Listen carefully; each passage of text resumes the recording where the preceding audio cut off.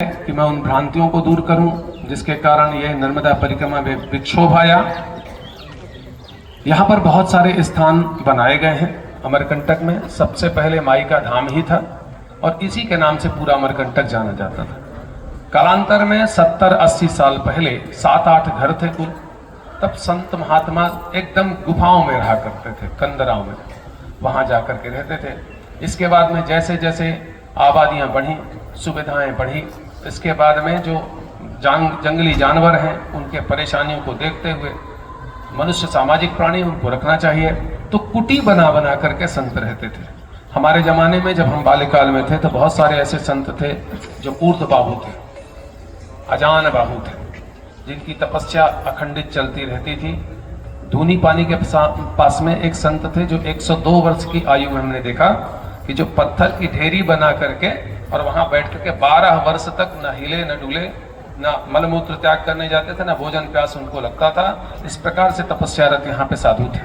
120 साधु ऐसे थे जो सोना बनाते थे, स्वर्ण का भस्म बना करके उसमें दवाइयां मिला करके और खाते थे, जिसके कारण उनके जो शरीर थे 8-8 फीट के थे और भुजाएं तो कम से कम नहीं तो जैसे टायर होता है ना, ट्रक का टायर, इस प्रकार से भुजाएं थे। तो बहुत सारे संत अमरकंटक में बहुत तपस्वी थे। जिस प्रकार से नर्मदा पुराण में वर्णन है कि महाराज युधिष्ठिर जिस समय मैं विंध्याचल छोड़ करके मैकलांचल में प्रवेश करते हैं तो उन्होंने अनेक साधुओं को अनेक प्रकार की तपस्या करते थे। रेवा तीरे तपः कुर्यात्। फिर धीरे धीरे संत महात्मा बैठने लगे, गृहस्थी लोग उनके पास जाकर के अपने जैसा जब बनाना शुरू करें तो उनके मन में भी संग्रह का भाव उठा। तो इसी प्रकार से सबसे प्राचीन यहाँ पे जो आश्रम है, आश्रम में रहने की परंपरा है, वो रंगमहल आश्रम है नर्मदा के दक्षिण तट में। जैसे उद्गम है उसके ठीक उस तट में, वहां पे पातालेश्वर महादेव है। ये भी विचित्र बात है कि पंच तत्व के शिवलिंग यहाँ पर स्थापित करने के बाद भी आदिगुरु शंकराचार्य यहाँ से गए थे। आदिगुरु शंकराचार्य जब अमरकंटक आए थे तो यहाँ पर अजमेरगढ़ की बड़ी गुफा है। यहाँ जैसे शक्तिपीठ है, इसकी 2 उपपीठें हैं, ज्योतिष्मती पीठ और ओमकार पीठ। तो ओमकार पीठ पर ही वो पातालेश्वर महादेव है, जहाँ पे रंगमहल आश्रम है, जहाँ पे बद्री आश्रम है। पंच बद्री के दर्शन अमरकंटक में है, पंच केदार के दर्शन अमरकंटक में है और पंच प्रयाग के भी दर्शन अमरकंटक में। क्यों, बहुत सारी यहाँ पे संगम है। जैसे पहले तो मिलेगा गायत्री सावित्री का संगम, फिर गायत्री सावित्री नर्मदा का संगम, फिर गायत्री सावित्री के बाद में आगे चल के बैतरणी का संगम, फिर गायत्री सावित्री और बैतरणी के बाद में कपिला का संगम, इसके बाद आरंडी नदी का संगम। तो जो 5 संगम स्थान है ये पंच प्रयाग है।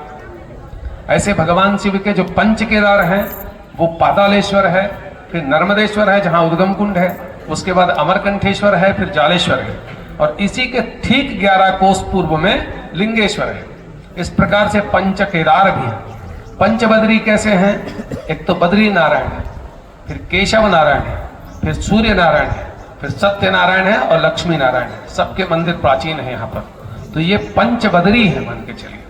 इस प्रकार से नर्मदा के इस पावन धाम को भगवान शिव ने बहुत सुंदर ढंग से सजाया था। इसी प्रकार से जब संत आए तो सबसे पहले वहां पे बलराजपुरी की पीढ़ी चली, उसमें 24 महात्माओं के समाधियां हैं वहां पर। तो पहले वहां पर संत रहते थे और समाधियां वहां पर बनती थी। इसके बाद में दूसरा आश्रम बना यहाँ पर, आपका फलारी आश्रम 1905 में।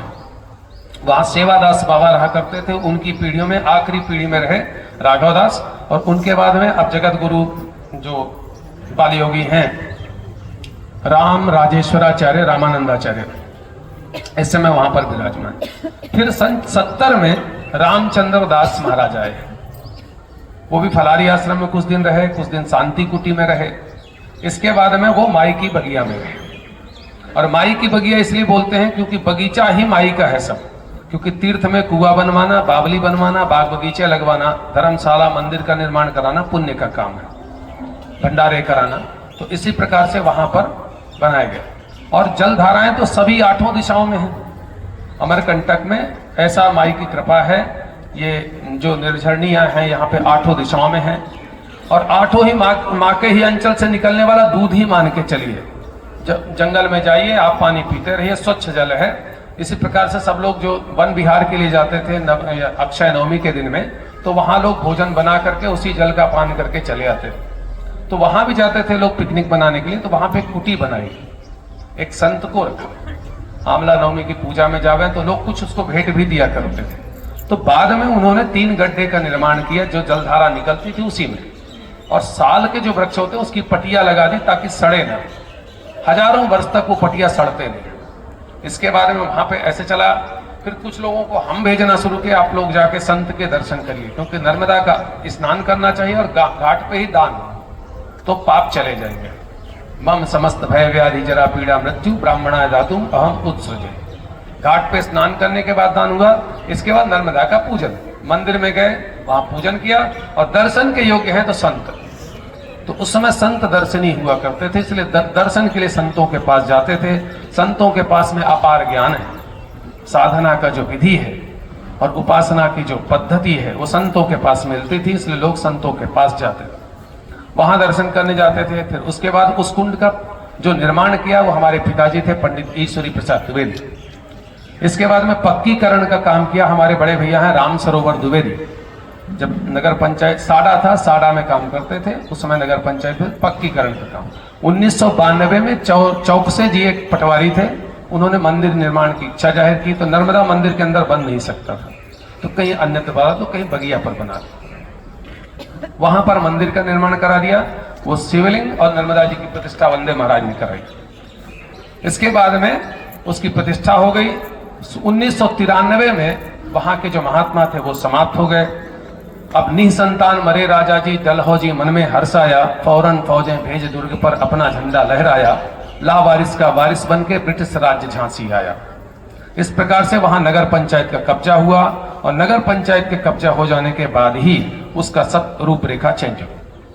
उन्होंने क्या किया, परिक्रमा वासियों के परिक्रमा पथ को ही छेड़ना शुरू कर दिया, क्योंकि नर्मदा मंदिर में बहुत भीड़ होता है। शिवरात्रि में अमरकंठेश्वर में जल चढ़ाने की बड़ी महिमा है, क्योंकि जो शिवरात्रि का मेला लगता है वो महादेव के दर्शन और पूजन के लिए मिलता है। तो परिक्रमा वासी भी बड़े लालायित होकर के समरकंटक की पूजा करने के लिए वहां अमरकंठेश्वर भगवान पर पहुंचते थे। यही अमरेश पर्वत है, वही अमरनाथ है, क्योंकि ये जो पर्वत है अमर है और एक जगह से निकला, वो स्वयंभू शिवलिंग है, जिसके दर्शन और पूजन के लिए परिक्रमावासी वहां आया करते थे। तो उसकी पूजा करके और वो तट परिवर्तन करके वहां चले जाते। रामबाई की धर्मशाला में रुकते थे, शिवरात्रि तक की प्रतीक्षा करते थे। शिवरात्रि में एक लाइन लगा करके सब परिक्रमावासी अमरकंठेश्वर महादेव में जल चढ़ाते थे, और तट परिवर्तन करते हुए कटारे धर्मशाला में जाकर रुक जाते थे। अमरकंटक में ठहरने के लिए 2 स्थान थे। पहले रामबाई का धर्मशाला बहुत बड़ा है, वो 5 एकड़ में करीब बना है, और इसी प्रकार से यहाँ भी कभी धर्मशाला था जहाँ पर हम बैठे हैं, ये भी धर्मशाला था। और उस तट में बहुत बड़ा धर्मशाला है, कटारे धर्मशाला। तो ये जो तट परिवर्तन के लिए जो स्थान था वहां पर था। और इसके बाद मैया नर्मदा का भी दर्शन दरबार में जाकर के मत्था टेकने के लिए भी सौभाग्य प्राप्त हुआ करता था।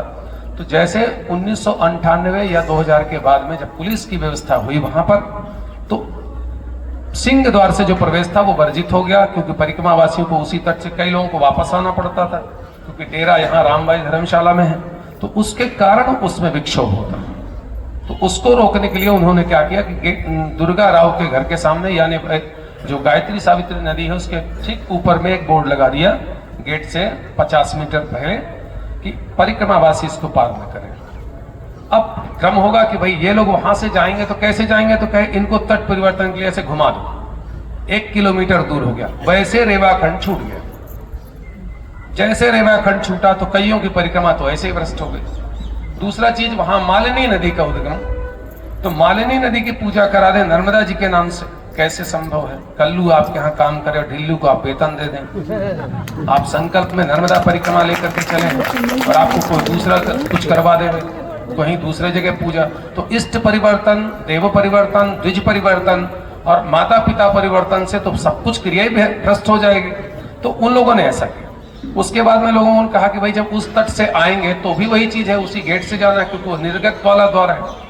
तो परिवर्तन का केवल इतना ही कारण है कि जब वो ज्यादा हुआ 2000 से, इसी समय से इस परिवर्तन मार्ग को चेंज करके, और अच्छा वहां पर इस भगवान की ओर से पंडे पुजारी नियुक्त हुआ करते हैं, क्योंकि साधारण घटना नहीं किसी कुल में जन्म लेना, पूरे ब्रह्मांड में इस धरती में जन्म होना, इस धरती के बाद में इस भारत भूमि में जन्म लेना, हिंदू कुल मिलना, उसके बाद श्रेष्ठ पद प्राप्त होना, तो बड़ा मुश्किल ये भगवान नियुक्त करते हैं। और यहाँ पर हमने देखा कि कुछ लोगों ने अर्थ के कारण, जैसे आरत काहे न करे कुकर मुंह मांगे ही भीख त्याग निज धर्म।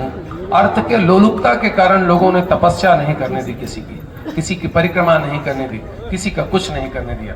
जैसे कोई गुरु आपका ड्राइवर बन जावे या दुकानदार बन जावे तो फिर मार्ग कैसा होगा और उसकी उपलब्धि कैसी होगी। ये तो सबको मालूम है कि पथभ्रष्ट व्यक्ति पथभ्रष्ट ही करेगा, जैसी संगति बैठी है वैसे ही फल देत। तो यहाँ पर दादा गुरु के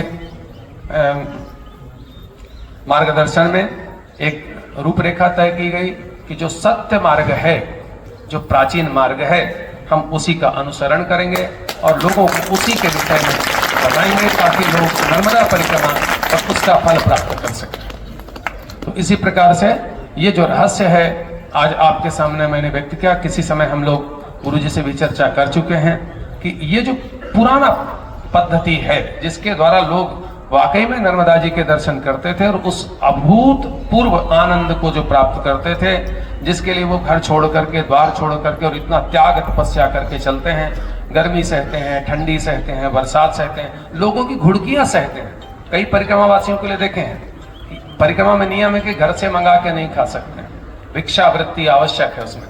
तो 5 जगह पर माँ नर्मदा के द्वार पर ही जाना है। आप उन द्वारों को आप माँ नर्मदा मान लीजिए, उसी का घर मानिए। और जो प्राणी निकल करके आ रहा है उसे नर्मदे हर कहिए, तो उसके मन में, विचार में और मस्तिष्क में नर्मदा प्रवेश कर जाएंगे, वो भी नर्मदे हर कहेगा और उसी से भिक्षा लेना है आपको। देखे ना कि कई विधर्मी भी मिल जाते हैं, जब आप नर्मदे हर कहें और वो नर्मदे हर कहा, उसी से भिक्षा ग्रहण करना इतना कठिन नियम है। और 5 घर के अलावा और किसी घर में जाना भी नहीं है। यदि मिला तो ठीक है, नहीं मिला तो ठीक है, क्योंकि रेवाती रे तपः पुरियात, माई नर्मदा चाहेगी तो आपसे तपस्या करा लेगी। भूखे रख करके निराहारो यतारा हो तन मनस्को समाहित हो, निराहार रख देवे, आहार करा देवे या ऐसे ही पानी के मत्थे आपको करा देवे।